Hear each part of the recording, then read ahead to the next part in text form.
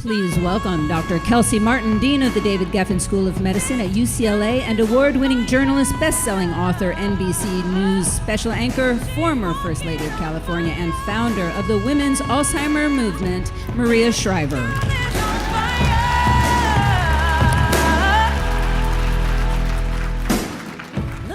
Well, it's really, really wonderful to be here today with Maria Shriver, and I can't tell you how happy it makes me to look out at all of these beautiful, wonderful, high-energy women and a few men scattered in between. It makes me happy as a neuroscientist. It makes me happy as the Dean of the School of Medicine because I have such a strong belief that the energy and the brilliance and the creativity of women is going to be so important for solving so many of the problems that we experience as human beings and that we're trying to address at UCLA Health. We're going to talk about Alzheimer's disease today, and on that note, I do want to do a shout out to one of the really visionary women who's in the audience, Phyllis Easton, who together with her husband, Jim Easton, have provided really philanthropic generosity and vision for enabling research in Alzheimer's disease. So thank you.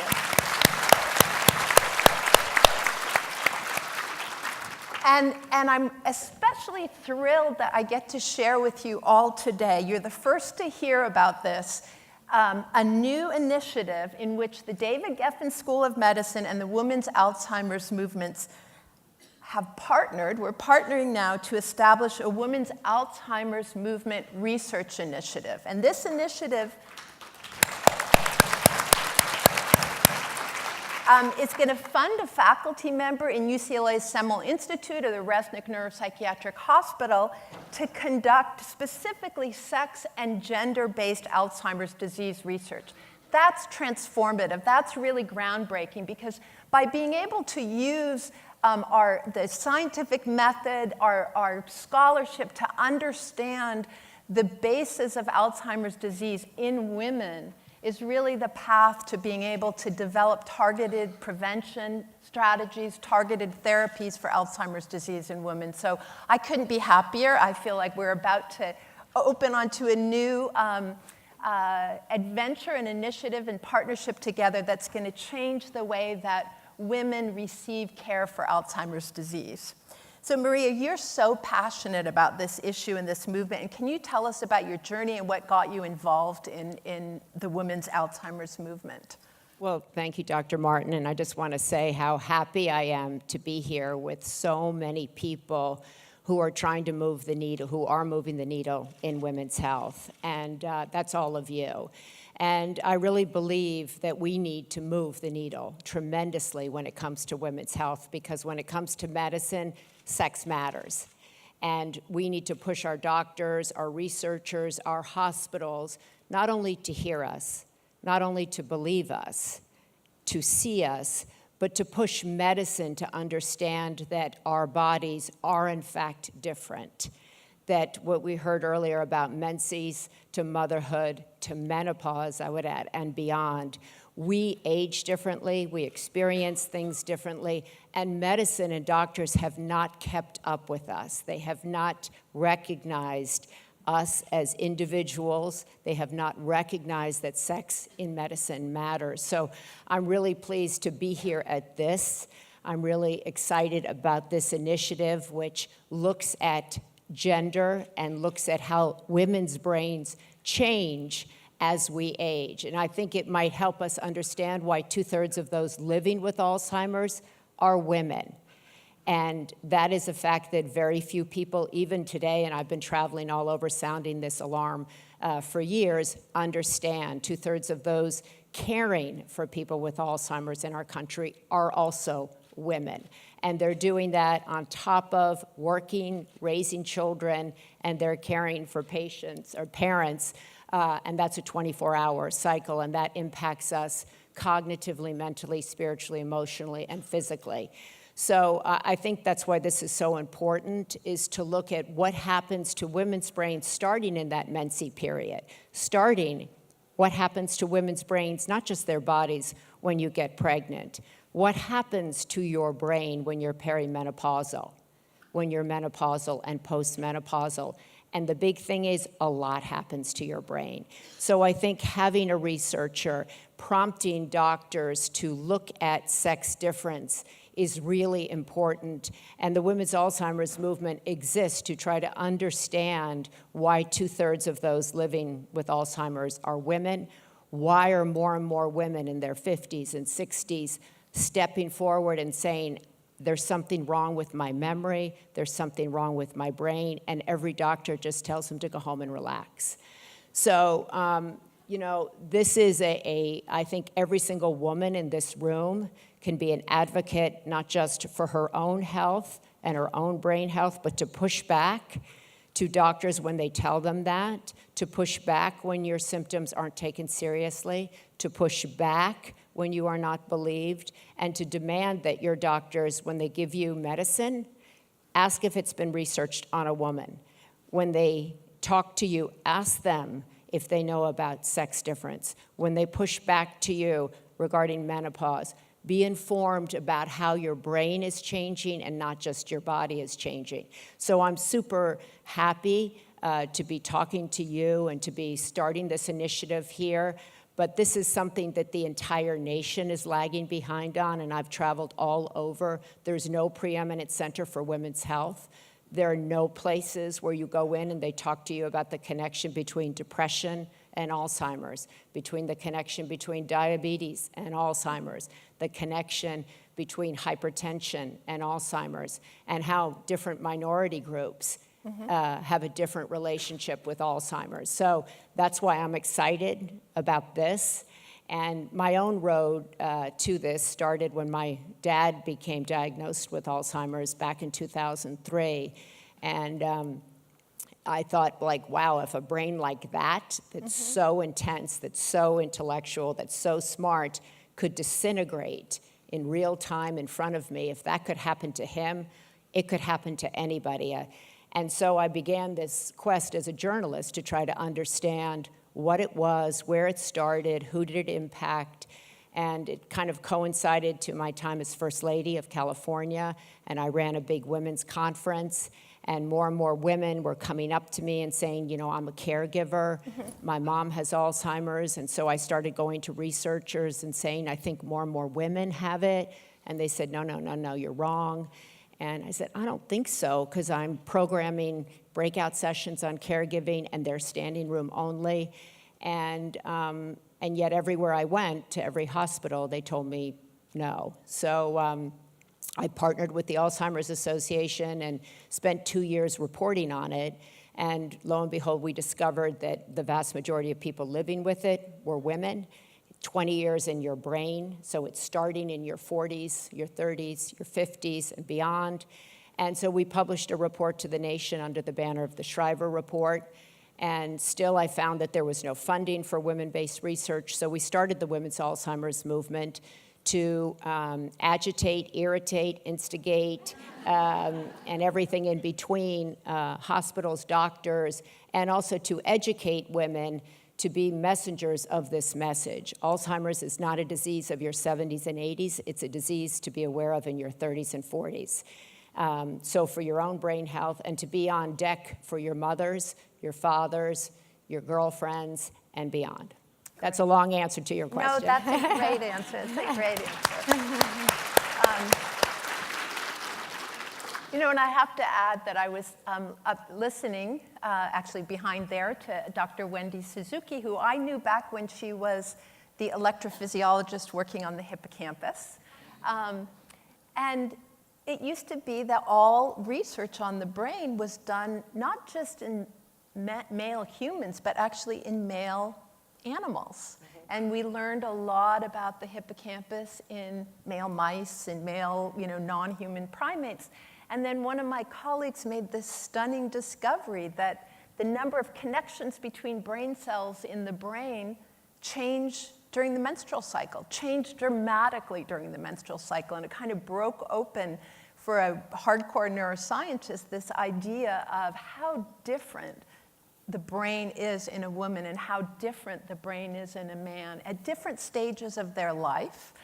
And I just think it's such a great example. It's this great convergence of a recognition at a scientific level of these sex differences, together with a real movement of recognizing as women, as patients, that there's a need to understand the specific needs and the specific causes of disease in women. So I want to thank you for your initiative in that. And so caretaking is really a labor of love, and your organization raises awareness about the emotional, the physical, and the financial cost to everyone who's involved. So how does caretaking specifically affect women? Well, as I mentioned, 2/3 of the caregivers, not just in the Alzheimer's and dementia space in this country, are women, and that's about 17 million unpaid caregivers. But we have about 40 to 50, and that's kind of a million people in unpaid caregiving, not to mention those who are doing this for a living. So it is obviously for anybody who's done it, and I bet the vast majority of people in this room have experienced it, whether it's for a parent with Alzheimer's, dementia, Parkinson's, ALS, a special needs child. It's really challenging to work and also to do that, right? And it's expensive to hire somebody to do it. And also corporate America has not kept up with, we're struggling to get maternal policies, much less caregiving policies. So I always look at this issue as it's personal, it's public, and it's really political. And so, caregiving has emotional toll on the caregiver themselves. They often put their physical, mental, cognitive health on the back burner. So many women end up using family savings to care for a loved one who might have Alzheimer's and dementia, then end up, when the time comes for themselves, broke and alone. And the vast majority of women in this country will die alone.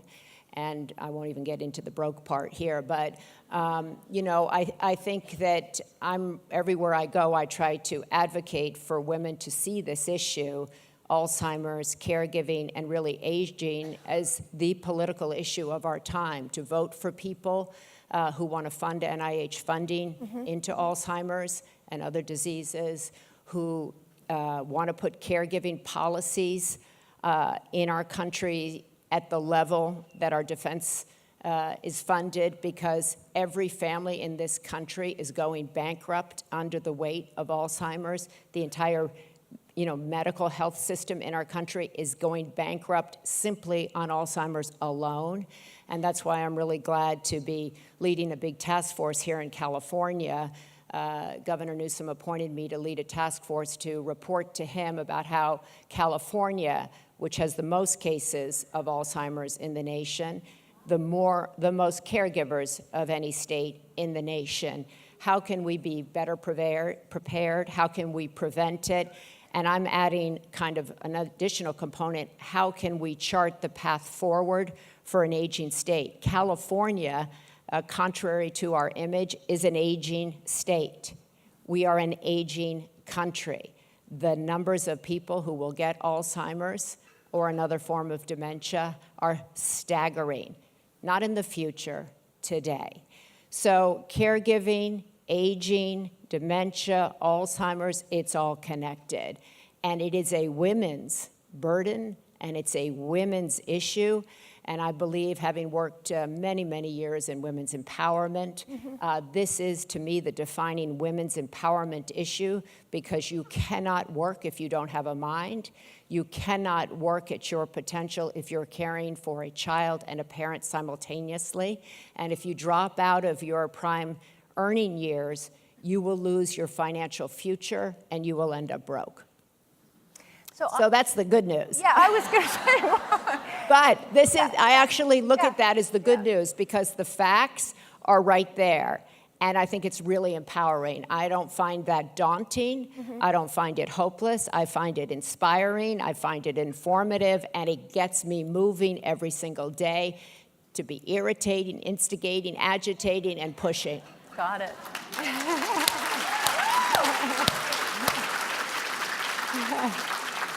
So I'm really surprised. California, there are more cases of Alzheimer's in California. Well, because we're also so big. Because we're so big. So it's also, dominant in the Latino community, the African American community. Yeah. And, So it's a huge issue, and we are, as I said, which people don't realize, a graying state. We like to think we're young, we're hip, we're cool. We're getting older, and we have a lower birth rate. We have a huge gap in the amount of people who want to go into caregiving as a profession because it doesn't pay well. It's not a valued system. So that brings in also the kind of the value of women's work, the value of what we value. I think it's a kind of overall care agenda, Right. which I'm super excited about. And as I believe, I think it's going to require every single woman in this room to be armed with the facts, and she can also be a revolutionary in that respect. So does that, sort of knowledge and education, how does that change the way that caregivers can be effective? Well, I don't think it can, it doesn't necessarily, well, first of all, if you hire a caregiver, making sure that that caregiver has the knowledge about what Alzheimer's is and isn't, how it might be different from Parkinson's or ALS or some other disease that their person is caring for. I found that, like with my dad, he needed different kinds of caregivers at different intervals in the disease. Alzheimer's, a doctor told me in my research, once you've seen one case of Alzheimer's, you've seen one case of Alzheimer's. Right, exactly. Because it manifests so differently in women and men. Some people have a very quick experience with it. Some it's drawn out for 20 years. So you might need, initially, we hired a male caregiver to drive my dad because he wanted to continue to drive. He wanted to continue to go to the office. So we took his keys away, and we hired somebody that looked like a male assistant that could take him to the office. Over time, that changed, and he needed a different kind of caregiver. It's really expensive. We were able to do that. Most people, can't in our country. And also assisted living is really expensive. And we just did a really big poll, the Women's Alzheimer's Movement, which said that, most boomers want their children to care for them. They expect a family member will care for them, but they've never spoken to the caregiver, the potential caregiver, which is their kids, and they've never put any money aside to help them care for them because they think it's covered by the government. Well, it's not. So that's why, I could sit here and we could go through the financial aspects of this, the political aspects of this, but the exciting thing is that I think is to be armed with the information and the ability to make a change and the ability to be an informed voter, an informed patient when you take your parent and when you yourself go and say, like, I'm feeling a little bit like I can't remember, I'm foggy, or people come up to me all the time like, I couldn't remember so-and-so's name. Does that mean I have Alzheimer's? So I think being informed about what it is and isn't, who's eligible to get it. So people say to me, well, it doesn't run in my family, so I can't get it, right? And I'm like, no, wrong. But so I think, the more we educate people about what it is and what it isn't, and educate people at a really early age, that's my mission. So part of your nonprofit's mission is really to educate the public about the connection between lifestyle and public health. And you wrote a piece in September, this past September for Today, and you called for wellness, diet, exercise, social engagement to be part of the American dream. So can you talk a bit about wellness and prevention and what people can do to reduce their risk of developing Alzheimer's disease? Well, I think we heard, earlier the conversation about, kind of connection, asking somebody how they really, truly are. For so many people as they age, that falls by the wayside. Nobody's inviting people to, parties. People who are 60, 65, 70 aren't working. Corporate America is not, although kind of interesting, a lot of this guy who runs a huge caregiving company told me that more and more people, 55 and 60, were applying to be caregivers because corporate America isn't using them anymore, and they feel like they have 15 years of really great work in them, and they want to be helpful, and they want to be part of something with meaning. But getting back to kind of, forging a connection between young people and older people, social connection is really important, as we heard, for the brain. Exercise, as Wendy and Julianne just showed you, creates BDNF, really important for the brain. Diet, we have learned that people who are on the Mediterranean diet live longer, but it's not just because they're on the Mediterranean diet. They're moving, they're having social connection, they have a spiritual life, they live in neighborhoods. So there's multiple things. People say to me, well, if I take turmeric, will I be okay? Or if I eat a blueberry, is that it? So I think it's really, trying to talk about a holistic lifestyle, which includes diet, sleep, meditation, resting your brain. I tried to talk to my daughter and my kids all the time about being bored, being free, letting your mind rest. Everybody's mind now is 24 hours a day connected, and so everybody's anxious, stressed out, right? Meditating, trying to turn off your phone for a little bit, rests your brain. Sleep clears your brain. I mean, as a neuroscience, and people know that, but actually a lot of people don't know that. And then being aware that as you age, your brain changes. And so what may have worked for you eating wise in your 40s may not work in your 50s, 60s, and beyond. So as you said, you were recently appointed to lead Governor Newsom's Alzheimer's Prevention and Preparedness Task Force. And many people are not as involved in politics and government. What can other individuals do to really be impactful? Well, as I said, I think you can vote. Yeah, that would help. That would always help, right? That would always help, yeah. I just kind of had an interesting experience with this administration, and so I State or federal? Federal. Federal, okay. And the Secretary of Education wanted to cut all the funding for Special Olympics that they had contracted with Special Olympics Education, which is in schools. It's not the Special Olympics sports program. It's a division where we educate in schools about special needs children, all kinds of programs in schools, and the entire country erupted. People pushed back, fought back, and, I did some stuff, my brother did some stuff, but really special needs parents, people who had volunteered, community activists, everybody just said, hell no. And lo and behold, I was shocked. Trump came, I was like, okay, I'll switch. And I was like, whoa. Not only will that guy switch if he really feels the heat, but it just showed me the power that we have collectively. It showed me also that people's voices matter, that they can create change, that we can push back, and that we have impact. So I think we can vote for people, as I say, who believe in science.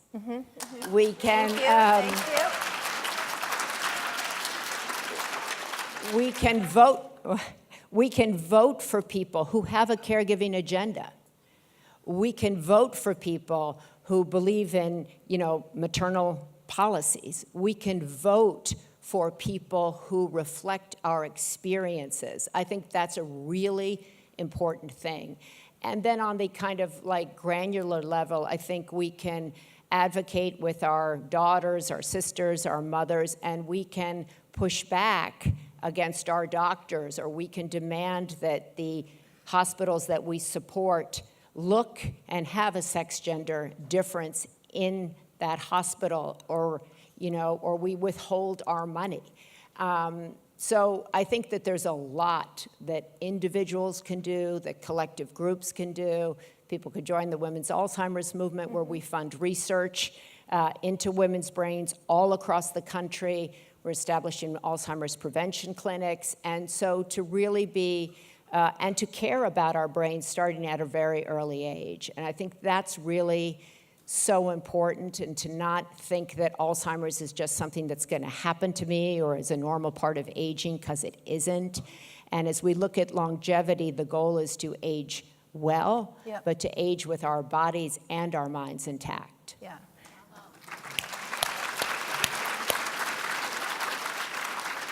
So along those lines, I am so grateful for the support for research on brain health, because I think that's another really promising way. And I want to echo Lisa Kudrow that there are those donation envelopes at all of your tables. I think we've heard from Tara Paris about this ability to use a scholarship to really understand brain health. And I think that that's a path forward to being able to prevent, cure Alzheimer's disease. But so many people tell me that when they go to see their doctor, the doctor never talks to them about their brain health. Yeah. And the other thing, I'm doing a big series on the Today Show about this. Most women think a women's physical is a pap smear and a mammogram. And like, it's not. That is not a physical. And I talk to women who are in their 50s and 60s, and their primary doctor is their obstetrician. And, I'm like, well, do you talk about your brain health, your heart health? Do you know the connection between diabetes or depression and your brain? Like, no, nobody's ever asked me any of that stuff. I don't know what to ask. So I think that this is a great opening to educate women. Once, as I was saying in the Today Show, like, they're all like, and this is like smart people, journalists, they're like, it's not a physical to have a mammogram and a pap smear? And I'm like, no. Like, no, it's not. I don't know how many of you remember our bodies ourselves. Yes. We need the brain in that part. Well, right? it's funny you say that, because I went to meet with the women of that book, because it was defunct, and it's such an important thing, and they couldn't get funding for it, and it needs obviously to be updated. And there's all this shame around menopause and perimenopause, and women feel they're losing their minds. And then when I say to women, well, it's not just losing your period that is menopause, it's your brain. And they're like, oh. I'm like, yeah. And then the whole conversation around hormones. It's another thing I'm trying to get the Today Show to do a big series on, because, estrogen is a neuroprotector for the brain. Mm-hmm. We know this when it comes to Alzheimer's research, but women, thank you, and, NIH, which left everybody kind of with, and I'm also there at NIH saying you got to redo the Women's Health Initiative study, right? Because you left everybody on the ground. And I actually said to the head, why haven't you done that? He's like, well, nobody asked. So there's a lot of that, well, nobody asked.